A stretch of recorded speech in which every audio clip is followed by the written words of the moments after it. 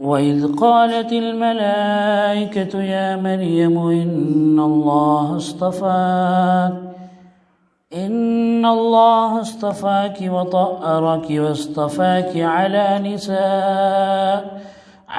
نِسَاءِ الْعَالَمِينَ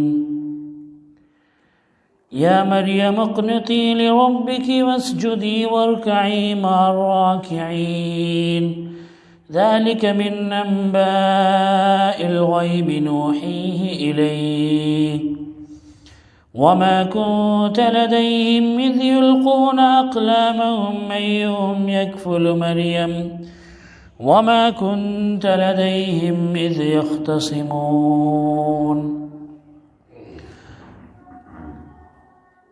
اللہ تبارک و تعالی نے پچھلی آیت میں یہ بیان فرمایا تھا کہ زکریا علیہ السلام نے اپنے رب سے یہ دعا مانگی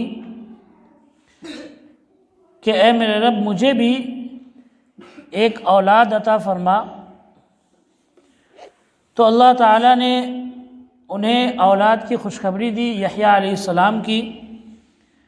اور یہ بھی بتایا کہ اللہ تعالیٰ اس کو بچپن میں ہی علم اور حکمت عطا کرے گا، نبی بنائے گا اس کو، اور اس کو اللہ تبارک و تعالی بہت ہی پاکیزہ انسان بنائے گا، وہ اپنے ماں باپ کا فرما بردار ہوگا اور اللہ کا فرما بردار ہوگا۔ اب اللہ تبارک و تعالی یہاں سے پھر سے مریم علیہ السلام کا ذکر کر رہا ہے، اور اللہ تعالیٰ فرماتا ہے وَإِذْ قَالَتِ الْمَلَائِكَةُ يَا مَرْيَمُ، کہ جب فرشتوں نے کہا اے مریم اِنَّ اللَّهَ اصْطَفَاكِ، کہ بے شک اللہ تعالیٰ نے آپ کو چنا ہے، وَطَهَّرَكِ، اور آپ کو پاکیزہ بنایا ہے، آپ کو پاک باز بنایا ہے، پاک بنایا ہے، وَاصْطَفَاكِ عَلَى نِسَاءِ الْعَالَمِينَ، اور اللہ تبارک و تعالی نے آپ کو دنیا کی ساری عورتوں میں چنا ہے۔ تو اللہ تبارک و تعالی نے حضرت مریم علیہ السلام کو دنیا کے اندر جتنی بھی عورتیں ہیں ان سب میں اللہ نے ان کو چنا تھا، اور اللہ کے رسول صلی اللہ علیہ وسلم کی بھی حدیث ہے کہ دنیا کی عورتوں میں سب سے بہتر مریم بنت عمران یعنی حضرت مریم علیہ السلام ہے، اور حضرت خدیجہ بنت خویلد یعنی نبی صلی اللہ علیہ وسلم کی سب سے بڑی بیوی حضرت خدیجہ رضی اللہ تعالی عنہا ہے۔ یہ دنیا کی عورتوں میں سب سے بہتر ہے، اور آخرت میں بھی جنت میں بھی یہ سب سے بہتر رہیں گی۔ جنت کی عورتوں کے جو سردار ہے وہ کون ہے؟ اللہ کے رسول صلی اللہ علیہ وسلم نے اس سلسلے میں حدیث میں فرمایا کہ مریم بنت عمران اور فرعون کی بیوی آسیہ، تو یہ دونوں جنت کی عورتوں کی سردار ہے، اور ان کے بارے میں اللہ کے رسول صلی اللہ علیہ وسلم کی صاف حدیث ہے کہ یہ سب سے بہتر ہے ساری دنیا کے اندر، سب سے بہتر عورتوں میں سے یا سب سے بہتر عورت ہے۔ اور اللہ کے رسول صلی اللہ علیہ وسلم نے حضرت عائشہ رضی اللہ تعالی عنہا کے بارے میں بھی بیان فرمایا کہ یہ بھی ساری عورتوں میں بہتر ہے، اور حدیث میں مثال دی اللہ کے رسول صلی اللہ علیہ وسلم نے کہ عائشہ کی فضیلت دوسری عورتوں پر ویسے ہی ہے جیسے کھانے میں سرید ایک کھانا ہوتا ہے جو عربوں کا بہت ہی زیادہ مرغوب پسندیدہ کھانا تھا۔ عربوں کو بہت پسند تھا سرید، جس میں وہ دودھ وغیرہ سے اور بہت ساری چیزیں وہ نچوڑ کر وہ اس میں چوڑ کر بناتے تھے تو وہ ان کا بہت پسندیدہ کھانا تھا، بہت طاقت والا کھانا تھا۔ تو اللہ کے رسول صلی اللہ علیہ وسلم نے اس کی مثال دی، یعنی حضرت عائشہ رضی اللہ تعالی عنہا بھی عورتوں میں سب سے بہتر ہیں، تمام عورتوں میں، دنیا کے اندر بھی اور اس دنیا سے آخرت کے اندر بھی، جنت کے اندر بھی۔ تو اللہ تعالیٰ نے مریم علیہ السلام کا انتخاب کیا تھا، ان کو چنا تھا سارے جہان کی عورتوں میں، اور اللہ کے رسول صلی اللہ علیہ وسلم نے فرمایا کہ کمل من الرجال کثیر، کہ مردوں میں تو بہت سارے ایسے لوگ پیدا ہوئے ہیں جو ایمان کے بالکل مکمل ہوئے ہیں، مکمل ایمان، کمپلیٹ ایمان والے مردوں میں بہت سارے ہوئے ہیں، لیکن عورتوں میں صرف اور صرف ایک حضرت مریم اور دوسری فرعون کی بیوی آسیہ، یہی دو عورتیں ہیں جو پوری طرح سے مکمل طور سے ایمان لائی۔ کمپلیٹ ایمان کا کیا مطلب ہے کہ تمام طرح کی آپ سمجھے کہ ایمان کے خلاف جو بھی چیز ہے ان سے بچی رہی وہ کمپلیٹ ایمان، وہ ایمان مکمل کس کا ہوا؟ عورتوں میں صرف دو، اور ان کے ساتھ میں حضرت خدیجہ رضی اللہ تعالی عنہ کا بھی اللہ کے رسول صلی اللہ علیہ وسلم نے نام لیا۔ جو فرعون کی بیوی تھی آسیہ، وہ بھی بہت ہی نیک اور بہت ہی صالحہ عورت تھی، اور جب وہ ایمان لائی فرعون کے گھر میں ہوتے ہوئے، فرعون کی بیوی ہوتے ہوئے، فرعون جو اپنے آپ کو رب کہتا تھا اور بہت بڑا ظالم تھا، اس کے ہوتے ہوئے اللہ کو ماننا، موسیٰ علیہ السلام پر ایمان لانا، یہ بہت مشکل بات تھی۔ لیکن فرعون کی بیوی جو آسیہ تھی، انہوں نے کیا کیا؟ موسیٰ علیہ السلام کو نبی مانا، وہ اللہ پر ایمان لائی، اور اس کے بدلے میں ان کو بہت زیادہ تکلیفیں دی گئی۔ کیسی تکلیف کہ فرعون ان کے ہاتھوں اور ان کے دونوں پیروں پہ کیل ٹھوک دیتا تھا، اور کیل ٹھوک کر ان کو زمین کے اندر ہلا دیتا تھا، زمین کے اندر سلا دیتا تھا، اور دھوپ میں، چلچلاتی ہوئی دھوپ میں ان کو تکلیفیں دیتا تھا، پریشان کرتا تھا۔ لیکن ایسی حالت میں بھی وہ ایمان سے پھری نہیں، وہ فرعون کے ظلم کو سہتی رہی لیکن ایمان سے پھری نہیں۔ تو مکمل ایمان بہت کم لوگ ایسے ہوئے ہیں جن کا ایمان مکمل ہوا۔ ایک تو مریم علیہ السلام جو صرف اور صرف اللہ کے لیے وقف ہو گئی۔ جب مریم علیہ السلام کی پیدائش ہوئی تو ان کی ماں ان کو لے کر گئی مسجد کے پاس میں، بیت المقدس کے پاس میں، اور وہاں پر جو بیت المقدس کا جو دربان تھا، یا آپ کہیں کہ اس کو دیکھ بھال کرنے والا جو تھا، اس کو انہوں نے دیا اور کہا کہ اس کو آپ رکھیے، یہ اللہ کے لیے وقف ہے، اور اس کا کام صرف اور صرف اللہ کی عبادت کرنا، اس مسجد کی خدمت کرنا، دین کی خدمت کرنا ہے، یعنی بیت المقدس جو ہے فلسطین کے اندر، اس کی خدمت کرنا۔ ان کی ماں نے اس کو وقف کر دیا تھا، تو وہ تمام گندی چیزوں سے اور تمام برائیوں سے بالکل پاک تھی حضرت مریم علیہ السلام، اور صرف ان کا کام اللہ تعالیٰ کی عبادت کرنا، اللہ تعالیٰ کے آگے جھکنا تھا۔ تو فرشتے یہ کہہ رہے ہیں یا مریم اقنتی لربکی واسجدی وارکعی مع الراکعین، کہ اے مریم تو اپنے رب کے لیے جھک جا، یعنی اپنے رب کے آگے جھک جا، واسجدی اور سجدہ کر، وارکعی مع الراکعین، اور جو لوگ اللہ کے آگے جھکنے والے ہیں ان کے ساتھ میں جھکی رہا، یعنی اللہ تبارک و تعالیٰ کی تو خوب وحی کر، خوب اللہ تبارک و تعالیٰ کی عبادت کر۔ ذالک من انباء الغیب نوحی الیک، اللہ تعالیٰ بیان فرما رہا ہے نبی صلی اللہ علیہ وسلم سے کہ اے نبی یہ غیب کی باتیں ہیں، یعنی یہ پچھلی باتیں ہیں، پچھلے قصے ہیں، نوحی الیک، جو ہم آپ کو بتا رہے ہیں، جو ہم آپ کو سنا رہے ہیں، یعنی ان تمام باتوں کی خبر آپ کو نہیں تھی، یہ گئی گزری باتیں ہیں، یہ پہلے یہ باتیں ہو چکی ہیں، تو ان میں سے اس وقت جو لوگ زندہ ہیں ان کو یہ باتیں نہیں معلوم ہے، لیکن ہم آپ کو بتا رہے ہیں، وحی کے ذریعے سے ہم آپ کو خبر دے رہے ہیں، اور بالکل صحیح بات ہم آپ کو بتا رہے ہیں، اس لیے کہ اللہ تبارک و تعالیٰ سے زیادہ سچی بات کرنے والا کون ہو سکتا ہے؟ کوئی نہیں ہے۔ وما كنت لديهم، اور اللہ تعالیٰ بیان فرما رہا ہے کہ اے نبی آپ اس وقت نہیں تھے، لیکن ہم آپ کو سنا رہے ہیں، بتا رہے ہیں، اذ یلقون اقلامهم ایہم یکفل مریم، کہ جب وہ لوگ اپنے قلم کو ڈال رہے تھے اس بات کو ثابت کرنے کے لیے کہ کون ان میں سے مریم علیہ السلام کی پرورش کرے گا، مریم علیہ السلام کی دیکھ بھال کرے گا۔ تو مریم علیہ السلام کے ابو کا تو انتقال ہو چکا تھا، جو مریم علیہ السلام کے باپ تھے یعنی عمران، وہ امام تھے مسجد کے، بیت المقدس کے وہ امام تھے، تو ان کا تو انتقال ہو چکا تھا۔ تو جب بچہ کے باپ کا انتقال ہو جاتا ہے، مر جاتا ہے وہ، تو پھر اس کے پرورش کا مسئلہ آتا ہے کہ اس کو دیکھ بھال کیسے کیا جائے، اس کو کیسے رکھا جائے، کون اس کی حفاظت کرے، یہ مسئلہ آیا یہاں پر۔ تو جب ان کی ماں ان کو لے کر بیت المقدس میں گئی اس مسجد کے اندر، تو مسجد کے دربان اور جتنے لوگ جو ان کے شاگرد تھے، ان کے ابو کے شاگرد تھے یا ان کے ابو سے پڑھنے والے امام تھے مسجد کے، تو ظاہر سی بات ہے امام سے محبت کرنے والے سبھی ہوتے ہیں، تو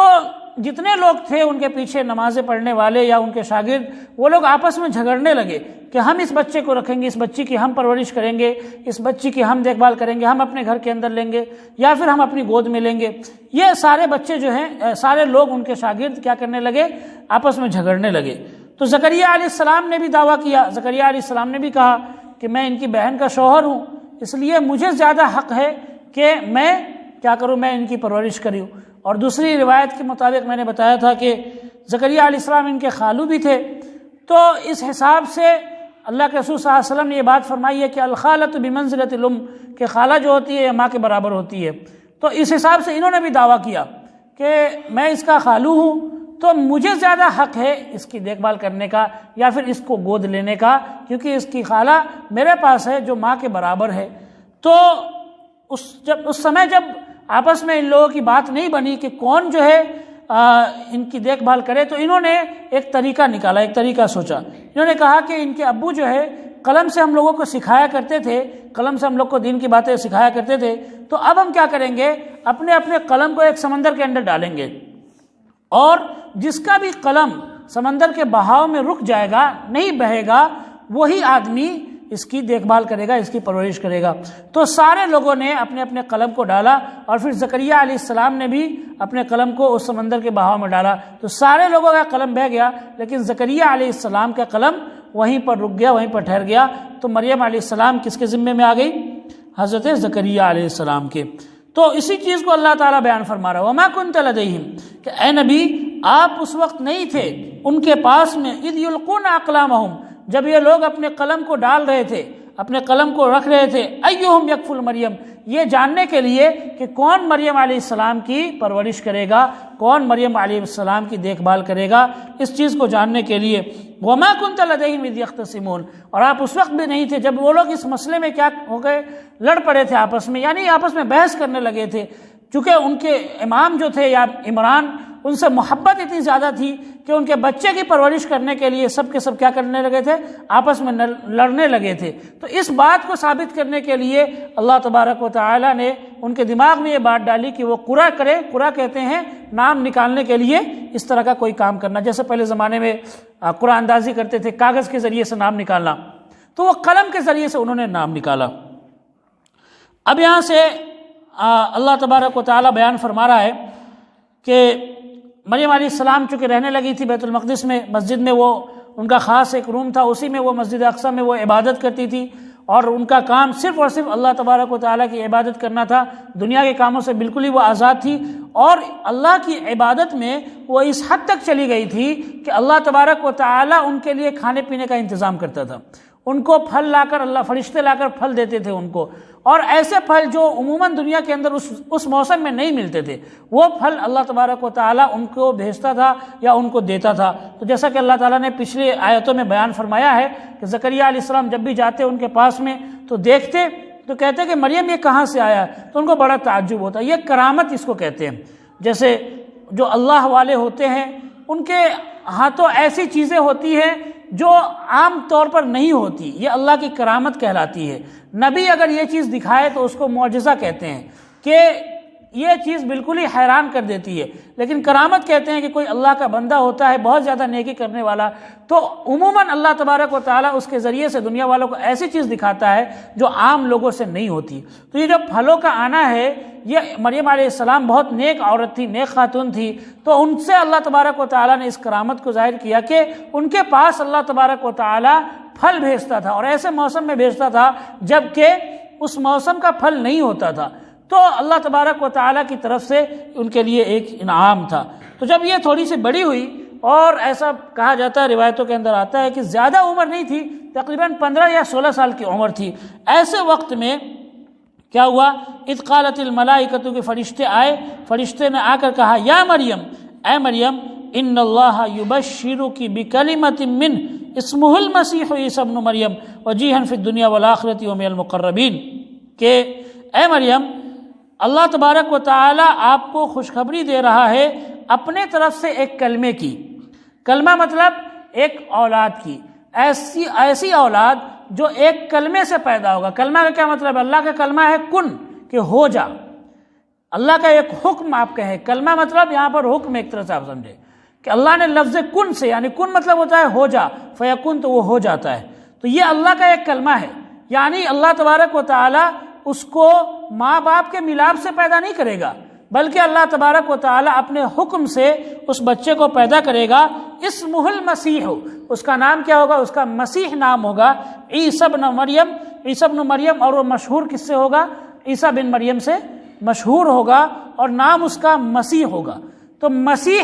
اس لیے کہتے ہیں عیسیٰ علیہ السلام کو کہ اللہ تبارک و تعالی نے ان کے اندر یہ طاقت دی تھی کہ وہ جب بھی کسی بیمار کو اپنے ہاتھ سے چھوتے تھے یا پھر کسی بیماری کی جگہ کو ہاتھ سے چھوتے تھے تو اللہ کے حکم سے وہ بیماری ٹھیک ہو جاتی تھی اور وہ بیمار ٹھیک ہو جاتا تھا۔ خاص طور سے جو سفید داغ کی بیماری ہوتی ہے اور جو برس وغیرہ ہوتے ہیں، یا پھر کسی کے بدن کے اندر بہت زیادہ زخم ہو جاتے ہیں جو کوڑھی پن ہوتا ہے، یا پھر کسی کو اس طرح کا پاگل پن ہو جاتا ہے، تو ان تمام بیماریوں کو حضرت عیسیٰ علیہ السلام چھو کر کیا کرتے تھے؟ اس کو ٹھیک کر دیتے تھے اللہ کے حکم سے۔ اللہ تعالیٰ نے اس طرح سے ان کے ہاتھ کے اندر یہ طاقت رکھی تھی کہ اللہ کے حکم سے جس کو بھی وہ چھوتے تھے یا جس بیماری پر وہ ہاتھ رکھتے تھے وہ ٹھیک ہو جاتا تھا۔ تو مسیح کہتے ہیں پوچھنے والے کو یا چھونے والے کو، اس کو مسیح کا مطلب ہوتا ہے عربی میں۔ اور تو اللہ تعالیٰ نے ان کا نام بھی رکھ دیا تھا کہ وہ اللہ کے کلمے سے پیدا ہوگا، یعنی آپ کی شادی نہیں ہوئی ہے، آپ کو کسی مرد نے نہیں چھوا ہے، لیکن پھر بھی اللہ کے کلمے سے وہ پیدا ہوگا، عیسی بن مریم، اور اس کا نام کیا ہوگا؟ اس کا نام ہوگا عیسی بن مریم، وجیہا فی الدنیا والآخرۃ، اور دنیا اور آخرت میں وہ بہت ہی باعزت ہوگا، بہت ہی عزت والا ہوگا، ومن المقربین، اور اللہ کے بہت قریب نبیوں میں سے ہوگا، بہت قریب لوگوں میں سے ہوگا۔ تو اللہ تبارک و تعالیٰ نے فرشتوں کو بھیجا، اور فرشتہ کون تھا؟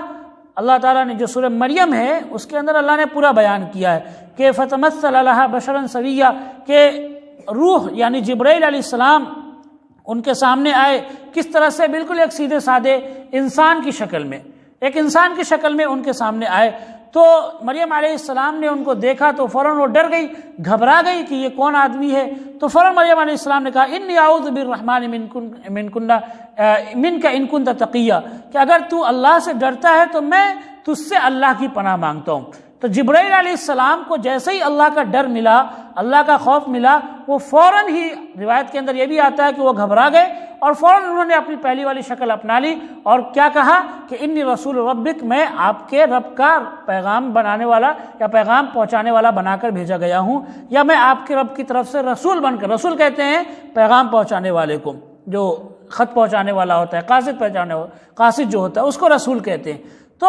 جبرائیل علیہ السلام نے جیسے ہی ان کو کہا، جبرائیل علیہ السلام کو جیسے ہی مریم علیہ السلام نے کہا کہ اللہ کا ڈر ہے تو میں تجھ سے پناہ مانگتی ہوں، تو فوراً ہی وہ کیا ہے؟ فرشتوں کی شکل میں آگے۔ اس سے علماء نے یہ لکھا ہے کہ جب انسان کے سامنے کوئی برا انسان آئے یا کوئی بدماش انسان آئے یا کسی عورت کوئی ایسی مصیبت میں پھنس جائے تو سب سے پہلے اس عورت کو چاہیے یا اس انسان کو چاہیے کہ بدماش انسان کو اللہ کا واسطہ دے، اللہ کا ڈر دکھائے، اس کے ذریعے سے ہو سکتا ہے اللہ تبارک و تعالیٰ اس کے اندر خوف پیدا کر دے یا اس کے اندر ڈر پیدا کر دے، یا پھر اللہ تبارک و تعالیٰ کے ڈر سے وہ آدمی پیچھے ہٹ جائے۔ تو